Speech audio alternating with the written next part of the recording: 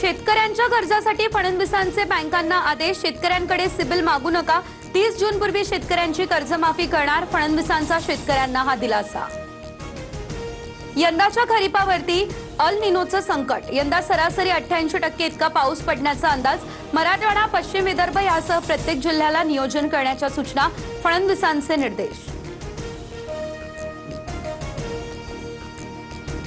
साठवणूक बाजीमुळे ग्रामीण भागामध्ये इंधन तुटवडा। नियमित वापरात 20 ते 25% वाढ। डिझेल तुटवड्याबाबत ग्रामीण भागामध्ये नियोजन करण्याच्या सूचना। मुख्यमंत्री फडणवीस यांची ही माहिती समोर। बुलढाण्यामध्ये पेट्रोल पंप सुरू होताच नागरिकांची तोबा गर्दी। इंधन खरेदी करण्यासाठी कॅन घेऊन लोक धावले। लोणार तालुक्यातील व्हिडिओ व्हायरल।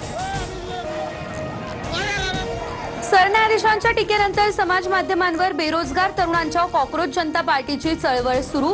तर व्यवस्थेविरोधातील राग, बेरोजगारी, पेपरफुटी, भ्रष्टाचार अशा अनेक मुद्द्यांवर संतप्त तरुणांकडून सोशल मीडियावर आवाज।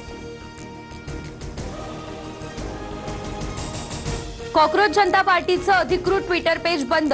इंस्टाग्रामवर अवघ्या 6 दिवसांमध्ये 16 मिलियनहून अधिक फॉलोअर्स। भाजपपेक्षा कॉक्रोच जनता पार्टीचे फॉलोअर्स जास्त। मराठी तरुणाची मोहीम देशभर व्हायरल।